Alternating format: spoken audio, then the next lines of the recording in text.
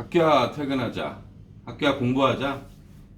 제가 지난주에 하노이에 출장을 다녀왔어요.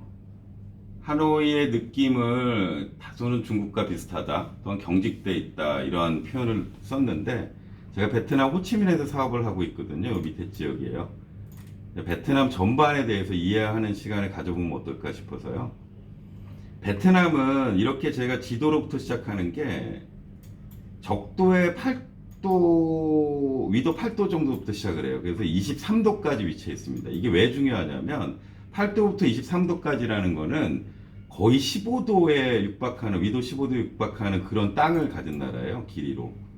한국을 보자면 제주도가 33도예요. 그리고 38도 선이니까 5도 정도밖에 안 되는 거예요. 한 400km, 600km밖에 안 되죠. 여기는 2300km예요. 더더군다나 이 기후 자체가 트로피칼 기후예요. 트로피칼이라는 거는 열대 기후인 거죠. 그러니까 23.5도, 이 커피 벨트 안에 정확하게 위치해 있어요. 그러니까 되게 어떻게 자로 맞춘 듯이 23.3도까지 돼 있는지 대단하죠. 이 말은 베트남 자체가 천혜적인 자원을 가진 나라라는 거예요. 23.5도까지는 온갖 열대 과일이 무성합니다. 두리안 보시면 알겠죠. 뭐 망고스틴, 파인애플, 뭐 이런 거, 파파야, 패션프루트, 구아바, 이런 용과 정말 많은 이런 아보카도, 많은 과일들이 있거든요. 이게 지천으로 깔려 있어요. 더더군다나 베트남에서는 기후가 좋으니까 산모작을 할 수가 있어요. 산모작도 할 수 있고 어떨 때는 사모작도 한대요. 참 대단하죠. 그리고 이 메콩 지역을 보세요. 이게 그럴 수밖에 없는 이유가, 이쪽 지역은, 이 남부 지역 같은 경우 특히 이게 메콩이거든요. 저쪽 중국서부터 내려와요. 어마어마하게 내려오죠. 여기서부터인가 내려와요. 중국서부터 이렇게 내려와서 라오스, 미얀마, 타일랜드, 캄보디아, 베트남으로 이제 빠지는 거예요. 이 메콩이 어마어마합니다. 이 메콩 지역에 이렇게 빠지는 이 유역은, 이게 델타죠. 삼각주가 영어로 델타니까. 그래서 메콩 델타인데, 여기에 꾸롬이라고 얘기해요. 꾸롬이라는 게 9개로 나온다 그러거든요. 근데 아무리 세봐도 하나, 둘, 셋, 넷, 다섯, 여섯, 일곱, 8개밖에 없거든요. 근데 9개라고 하는 이유를 정말 모르겠어요. 요거를 뭐 갈라서 얘기를 하는지. 어쨌든 그건 제가 나중에 또 시간이 나면 다시 한번 스터디를 해보겠습니다. 어디가 왜 9개인지, 꾸럼인지. 여튼 이 지역은 물도 되게 많아요. 수자원도 풍부하고 토질도 비옥해요. 그러니 베트남은 어때요? 너무너무 행복한 나라죠. 옛날부터 역사적으로 행복할 수밖에 없었어요. 기후적으로 따뜻하죠. 병충해, 그냥 동물이나 이런 거에 병충해와 습격만 안 받으면 되는 나라예요. 그거를 저는 야생이라고 얘기합니다. 그러니까 밖에서 사는데 익숙한 거예요. 그게 뭐 야생이나 야만 이런 게 나쁜 게 아니라, 왜냐하면 날 따뜻하죠. 그 다음에 뱀이나 아니면 곤충이나 야생동물 습격만 안 받으면 되니까, 그러니까 밖에서 무언가를 채취해서 먹고 버리고 무언가 이렇게 잡아먹고 이런 것들이 되게 자연스러운 거예요, 이 나라에서는. 그러니까 그렇지만 한국은 그렇지 않죠. 제가 지금 이런 좀 어처구니 없지만 어쩔 수 없어요. 그러니까 이런 중국의 입장에서의 시각으로 사국을 바라보는 자료를 하나 보여드리는데요. 중국을 기준으로 볼 때 한국은 동이었죠. 다 오랑캐였다는 거예요. 북적, 서용, 남만 이렇게 얘기하죠. 뭐 이자라는 거는 이렇게 해서 뭐 동쪽이 아니라 활궁자의 큰 대자죠. 그래서 이제 활을 잘 쏘는 사람이다라고 우리는 이렇게 이해를 하지만, 어쨌든 오랑캐 이자예요. 중국의 입장에서 오랑캐인데 남만이라고 얘기하는 그 이유. 남만이라고 얘기하는 이 남쪽의 월족이 비엣 쪽이에요. 비엣을 한자로 표현하면 그게 월이거든요. 86% 정도가 베트남에는 비엣 쪽입니다. 비엣 쪽의 특성은 야생이었었고, 그 다음에 그 야만이라고 얘기하죠. 예전에 삼국지에 맹획이라는 장수가 여기 살았는데, 이런 밀림에 살았죠. 제갈공명이 7번을 잡았다가 놓아줘요. 왜냐하면 이쪽 지역은 호전적이라 실제적인 마음속에 항복을 이끌어내지 못하면 절대 이쪽은 지배할 수가 없다라고 뭐 제갈공명이 얘기하죠. 삼국지에 나왔던 그 맹획의 그때가 이게 이 베트남의 월인 거예요. 만약에 뭐 미국이 삼국지를 읽었다면 아마 베트남 침공을 안 했을 텐데, 어쨌든 그 여담이고요. 이 세 나라를 같이 묶어서 얘기할 수밖에 없는 게, 이 중국의 이 범주에 포함이 돼 있기 때문에 그래요.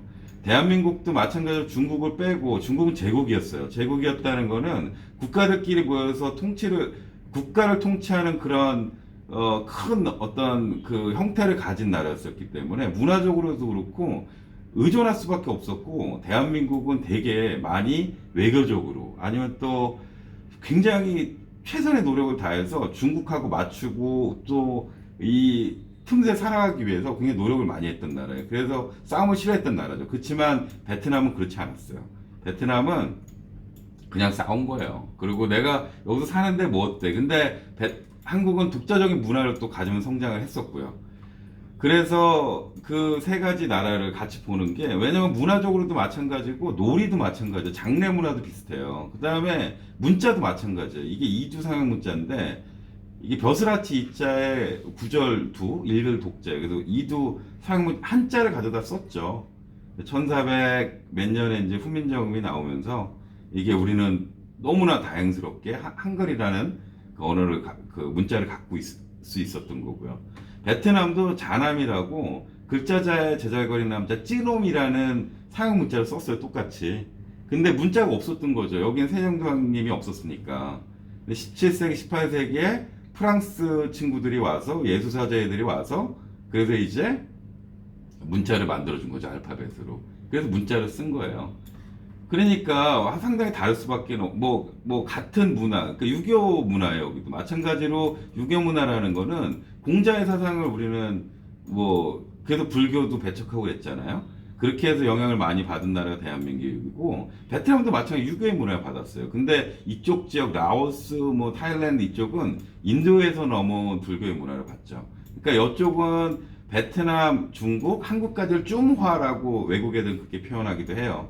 그러니까 중화의 어떤 같은 영향을 받은 나라인 거죠.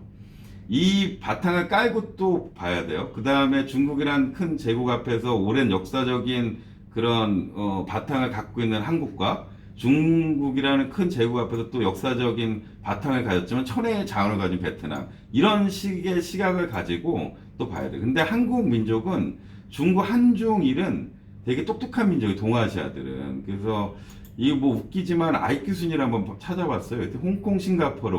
이 나라들은, 홍콩, 싱가포르는 어떻게 뭐 국가라고 보기엔 약간 어렵죠. 너무 작접해보니. 근데 한국, 일본, 그 다음에 중국, 타이완이에요. 한중일이 IQ 1등을 차지하는 거예요. 근데 이태리 뭐 이렇게 쭉 가죠. 뭐 쭉 가면. 근데 100 미만으로 떨어지고, 그리고 뭐 나쁘진 않지만, 뭐 그래도 아직도 되게 많이 있지만, 90 이렇게 4 정도의 이제 베트남이 있죠. 지능 지수로 아니면 IQ가 높고 낮음으로 뭔가 평가하기는 어려워요. 근데 제가 말씀드리고 싶은 거는, 제가 베트남을 이해하는 거는, 누군가 항상 그런 얘기를 많이 해요. 베트남은 한국의 80년대 같아. 뭐 베트남은 성장 가능성이 많아. 그렇죠. 굉장히 많은데 경제적인 성장 동력이 어떻게 될 것인가를 판단해 보는 것도 되게 중요하다고 봐요. 베트남이라는 거는 5대 도시, 하이퐁, 하노이, 다낭, 호치민, 뭐 건태 이렇게 이루어져 있고, 인구가 1억 정도 돼 있고, 이런 위치적인 지리적인 환경을 갖고 있고 국민성을 갖고 있다. 그러면 어떤 식으로 경제가 발전을 할 것인가?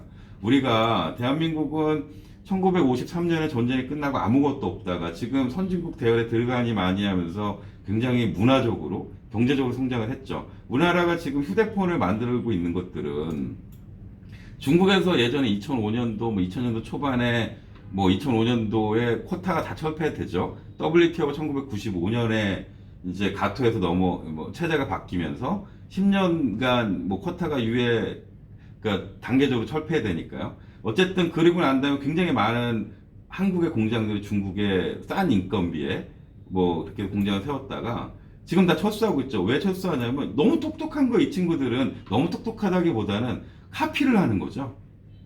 아니 그래서 자동차도 카피해, 휴대폰도 카피해, 화웨이며 뭐며 다 카피하잖아요. 근데 베트남도 그럴 수 있을까요? 삼성의 제품을 카피할 수 있을까요? 저는 그렇게 생각까지 안 되는 거죠. 문화적으로도 마찬가지예요. 홍콩에서 굉장히 많은 어떤 뭐 영화도 만들어지고, 그 다음에 이제 문화적으로 굉장히 앞서 나갔죠. 1980년도. 그러다가 한국이 지금은 문화적으로도 되게 기획도 잘하고 그러잖아요. 뭐 지능지수가 높으면 그럴 수밖에 없겠죠. 근데 이런 기획을 해서 드라마를 만들고 무언가 시나리오를 짜고 이런 것들이 베트남에 똑같이 이루어질 수 있을까요? 저는 부정적이라고 봐요. 똑같은 프로그램을 또 만들어서 기획할 수 있는 능력이 될까?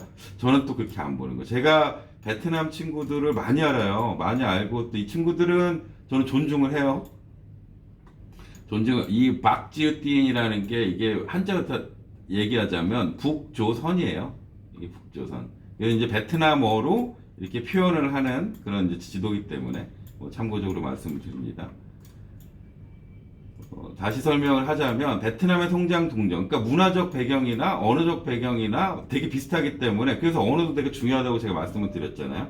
근데 지리적 환경이나 자라온 우리가 지금까지 이루어온 문화적인 바탕이 달라요. 우리나라는 싸우기 싫어하고 얌전해야 되고 그 다음에 외교적으로 어떻게든 풀어서 좋은 관계를 유지해 나가는 그런 성정을 가진 사람들이고 뭐 지능지수가 높아서 첨단 산업에 또 유리하고 그 다음에 딴 데도 다 마찬가지로 깜짝깜짝 놀라잖아요, 한국에 대해서. 근데 베트남은 그렇지는 않을 거예요. 근데 그 와중에 어떤 것에 더 치중을 해서 베트남이 성장을 할 것인가? 그러면 뭐 베트남 국민에 달린 거겠지만 일단은 제조, 그 다음에 관광산업, 여기서부터 여기까지가 뭐 2,000km가 넘으니까요. 얼마나 이 또 동남아의 중심, 맞아들이는 중심에 있잖아요.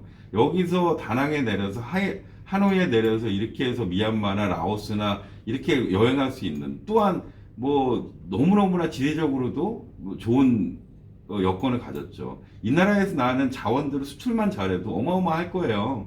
한국에는 베트남 망고를 수입하기가 까다로워요. 왜냐하면 한국에서 기준을 충족을 잘 못해요. 그래서 한국에는 거의 다 필리핀 망고가 들어가거든요. 아니 그런 것만 잘 풀어도 베트남은 어마어마한 성장 동력을 가진 거예요. 그렇지만 뭐 부동산의 한 시각으로 보면 뭐 한국의 80년대와 같아 뭐 이런 식의 말이 맞겠죠. 근데 부동산만 볼 수는 없잖아요. 이쪽이 첨단 산업으로 발전할 것인가 아니면 똑같이 한국과 같은 발전을 해서 뭐 G20에 아니면은 또 선진국 대회에 들어갈 것인가 이거를 또 판단하기는 어렵다는 거죠. 제가 사업을 하면서도 베트남 친구들을 또 아니면 베트남 사회에 대해서 뭐 어느 정도 이해하고 또 어떻게 대하고 또 플랜을 세워서 사업을 하고 살아가느냐 이것도 굉장히 중요하기 때문에 이 부분 잠깐 설명드리는 시간을 가져봤습니다. 그렇지만 저는 절대 뭐 이 부분이 지능이 낮고 이런 것도 중요하진 않아요. 저도 뭐 IQ가 높지는 않으니까. 근데 특성을 이해하는데 되게 중요하기 때문에 제가 설명을 드린 거예요.